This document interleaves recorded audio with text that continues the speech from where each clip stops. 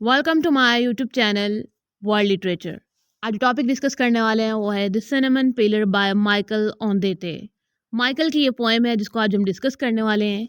ये एक erotic poem है एंड साथ में ये एक लव पोएम भी है एंड साथ में एक कंट्री से बिलोंगिंग भी जो है ना वो हमें इस पोएम में नज़र आती है।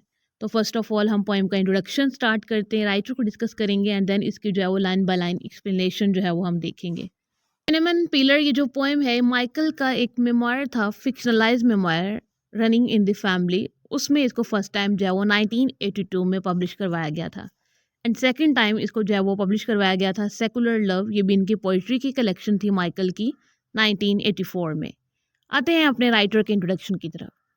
माइकल जो कि एक कनेडियन सिटीज़न है लेकिन ये करंटली जो है वो इंग्लैंड में रह रहे हैं, बट इनकी जो बर्थ है वो सैलन में हुई थी जो कि श्रीलंका में है और श्रीलंका जो कि इंग्लिश कॉलोनी भी रह चुकी है।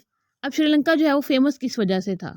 सिनेमन की ट्रेड की वजह से ये कंट्री जो है वो बहुत फेमस था। 1980s के टाइम को थोड़ा जो है वो हम डिस्कस करते हैं कि 1980s के टाइम पे जो है वो श्रीलंका कैसा था। एक्चुअली में श्रीलंका जो है वो उस टाइम पे पॉलिटिकल टर्मोइल से जो है ना वो गुजर रहा था। मींस के पॉलिटिकल अपहेवल से, पॉलिटिकल कॉन्फ्लिक्ट उस टाइम पे जो है वो चल रहे थे। इवन के एक टाइम तक ये जो है कॉलोनाइज भी रहा था एंड उसके बाद जब ये डीकोलोनाइज्ड होता है तो वो चीज़ भी जो है वो चल रही थी श्रीलंका में। एंड सेकेंडली इनकी जो ट्रेड थी सिनेमन की वो भी एक टाइम पे रुक गई थी, लेकिन कुछ कंट्रीज जो है वो इनसे सिनेमन ले रहे थे क्योंकि इनकी एक फेमस ट्रेड थी और इनकी प्रोडक्ट थी। इस वजह से इसको जो है वो लिया जा रहा था एंड पॉलिटिकल अपहेवल्स की वजह से सोसाइटी भी कुछ भी जो है वो आइडलाइज नहीं कर पा रही थी। मींस कि अगर आपने किसी रोमांटिक रिलेशनशिप को एंजॉय करना है या फिर अपनी इरोटिक फीलिंग्स को एंजॉय करना है तो जस्ट आप उसको इमेजिन ही कर पा रहे थे क्योंकि कंट्री जो है ना वो आपकी थॉट्स के बिल्कुल ऑपोजिट उस टाइम पे चल रहा था। तो ये थी श्रीलंका की हिस्ट्री जो कि हमारी पोएम के बैकग्राउंड में आती है। अब आते हैं पोएम की लाइन बाय लाइन एक्सप्लेनेशन की तरफ। पोएम की जो फर्स्ट लाइन है उसमें ही पोइट ने या फिर जो हमारा स्पीकर है उसने डिक्लेयर कर दिया है कि सबसे पहले जो है ना ये तो एक इमेजिनेशन है, ये एक फैंटेसी है, क्यों इसकी कोई रियलिटी नहीं है। तो फर्स्ट लाइन है, if I were a cinnamon pillar, कि अगर मैं एक सिनेमन पीलर होता। सिनेमन पीलर किसको कहा जाता है? सिनेमन पिलर उसको कहा जाता है जो कि श्रीलंका में सिनेमन का जो एवरग्रीन ट्री होता है उसमें से जो सिनेमन निकाली जाती है, उसकी जो बाग्स हैं उनको जो तोड़ा जाता है, उस काम को जो है, उस प्रोफेशन को जो है वो हम सिनेमन पिलर कहते हैं। तो जो स्पीकर है वो हमारा इमेजिन करता है, वो अपनी फैंटेसी में है और वो कहता है कि अगर मैं एक सिनेमन पिलर होता, मेरी जो आइडेंटिटी है या फिर मेरी जहाँ पे बर्थ हुई है, जो मेरा कंट्री है, जो मेरा होमलैंड है, अगर मैं उसी प्रोफेशन से बिलोंग करता तो देन क्या होता? I would ride your bed and leave the yellow bark dust on your pillow. तो देन जो है वो नेक्स्ट अपनी इमेजिनेशन बताते हैं जो कि उनकी वाइफ के साथ है, बिलव्ड के साथ है, लवर के साथ है, कि मैं जो है वो तुम्हारे साथ इंटीमेट होता, तुम्हारे साथ एक सेक्सुअल रिलेशनशिप बनाता, रोमांटिक रिलेशनशिप बनाता, हम दोनों जो है वो एक दूसरे के बहुत ज़्यादा क्लोज होते और मेरी जो डस्ट है, वो जो बाग की डस्ट मेरे ऊपर रह गई थी येलो सी, वो मैं तुम्हारे ऊपर भी छोड़ देता। हम इतना एक दूसरे के जब क्लोज होते, हमारी बॉडी एक दूसरे से जब टच होती, तो मेरी जो स्मेल है, मेरी जो फ्रेगनेंस है वो तुम्हारे अंदर आती और जो मेरे पास डस्ट थी सिनेमन की वो तुम्हारी बॉडी पर लग जाती। नेक्स्ट लाइन है पोएम की, your breast and shoulders would reek, you could never walk through markets without the profession of my fingers floating over you. Then speaker अपनी वुमन को कहता है या फिर उसकी जो बिलव्ड है कि जब भी तुम मार्केट में से जाती, तुम्हारी बॉडी पर, तुम्हारी शोल्डर्स पर, तुम्हारी ब्रेस्ट पर मेरी जो फिंगर्स हैं उनकी जो मार्क्स हैं तुम उन्हें छुपा ना पाती। हर कोई जो है ना वो फिंगर्स देख लेता, वो फिंगरप्रिंट्स जो तुम्हारी बॉडी पर मेरे थे वो हर कोई देखता। The blind would stumble certain of whom they approach though you might bathe under rain monsoon. और जो ब्लाइंड है इवन, कि वो भी तुम्हारे पास से गुजरते हुए जज कर लेता कि ये किसी सिनेमन पिलर की वाइफ है जिसके पास से सिनेमन की जो है वो स्मेल आ रही है। एंड इवन के तुम्हारी ये जो स्मेल है, ये तुम्हारी जो फ्रेगरेंस है सिनेमन की, ना ही तो वो किसी बात से वॉश हो सकती है, ना ही तो वो किसी मॉनसून रेन से वॉश हो सकती है। मेरे जो फिंगरप्रिंट्स हैं, मेरी जो स्मेल है, मेरी जो मेमोरीज हैं वो एवर लास्टिंग है, जो कि तुम्हारी बॉडी पे हमेशा नज़र आती हैं। एंड इवन के ब्लाइंड भी उन फिंगरप्रिंट्स को जो है ना वो देख सकता है।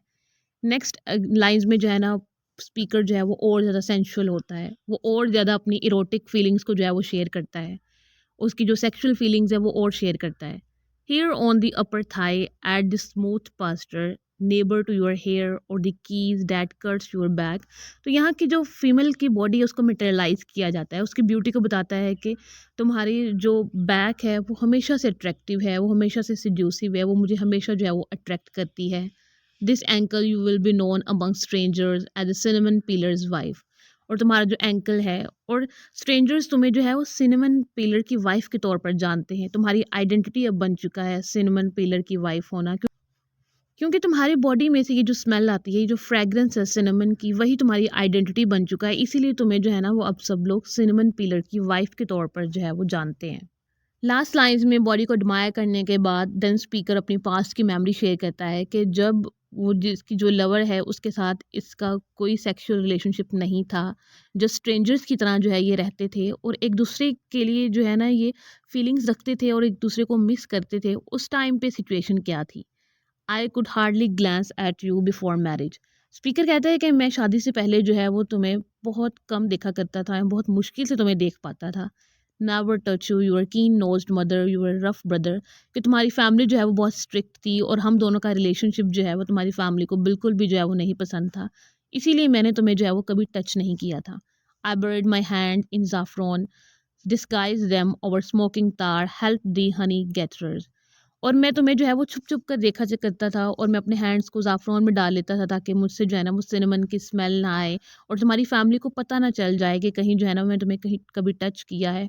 और मैं हमेशा जो है वो उन्हें डिस्गाइज़ करने की कोशिश करता था डिफरेंट डिफरेंट टैक्टिक्स के थ्रू. नेक्स्ट लाइन में स्पीकर अपना इंटीमेसी का और इनकी जो क्लोजनेस का एक्सपीरियंस है वो शेयर करता है. When we swam once I touch you in water. कि फर्स्ट टाइम जब हमने स्विमिंग की थी, हम दोनों जो है जब पानी में गए थे तो हमने फर्स्ट टाइम तब एक दूसरे को टच किया था. And our bodies remained free. और हम बिल्कुल इंडिपेंडेंट थे, फ्री थे और हम बहुत पीसफुल इन्वायरमेंट में थे उस टाइम पे. You could hold me and be blind of smell.